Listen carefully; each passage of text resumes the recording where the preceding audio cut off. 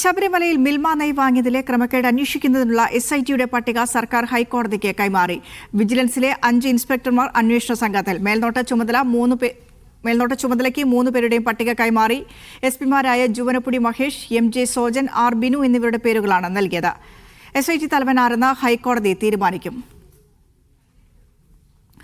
Saif സൈനലബ്ദീൻ നൽകും വിശദാംശങ്ങൾ. Saif, ഇന്ന് ഹൈക്കോടതിയുടെ ഇടപെടലുണ്ടായിരുന്നു. സീൽഡ് കവറിൽ ഇക്കാര്യങ്ങൾ കോടതിയെ അറിയിക്കണമെന്ന് കോടതി നിർദ്ദേശിച്ചതാണ്. ഇതിന്റെ അടിസ്ഥാനത്തിലാണോ ഇപ്പോൾ ഇത്തരത്തിൽ ഹൈക്കോടതിക്ക് പട്ടിക നൽകിയത് സർക്കാർ?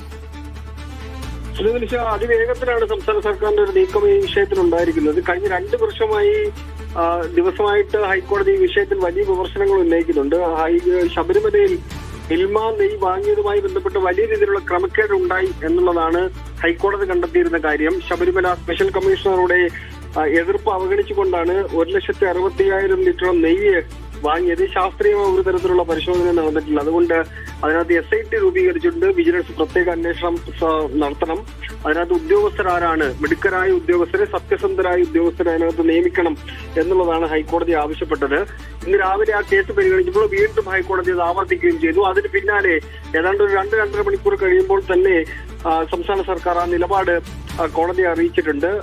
5 ഉദ്യോഗസ്ഥരുടെ പട്ടികയാണ് വിജിലൻസ് സംസ്ഥാന സർക്കാരിന്റെ ഭാഗമായിട്ട് സമർപ്പിച്ചിരിക്കുന്നത്. മേൽനോട്ട ചുമതലയ്ക്ക് 3 പേരുടെ പട്ടിക കൈമാറിയിട്ടുണ്ട്. SP-മാരായ ജുവനപ്പുടി മഹേഷ്, MJ സോജൻ, R ബിനു എന്നിവരുടെ പേരുകളാണ് അതുമായി ബന്ധപ്പെട്ട് നൽകിയിരിക്കുന്നത്. ആർക്ക് ഇതിന്റെ മേൽനോട്ടം നൽകണമെന്ന കാര്യത്തിൽ ഹൈക്കോടതിക്ക് തീരുമാനമെടുക്കാം എന്ന് സംസ്ഥാന സർക്കാർ വ്യക്തമാക്കുകയും ചെയ്തിട്ടുണ്ട്. വിജിലൻസ് മേധാവിയായ മനോജ് എബ്രഹാമാണ് ഈ പട്ടിക നൽകിയിരിക്കുന്നത്. ഇതിൽ 3 പേരിൽ ആരെ വേണമെങ്കിലും ഹൈക്കോടതിക്ക് തീരുമാനിക്കാം എന്ന് അറിയിച്ചിട്ടുണ്ട്. ഹൈക്കോടതി ആയിരിക്കും അതിനകത്ത് തീരുമാനമെടുക്കുക. ശരി, സൈഫ് സൈനലബ്ദീൻ നൽകുകയായിരുന്നു വിശദാംശങ്ങൾ.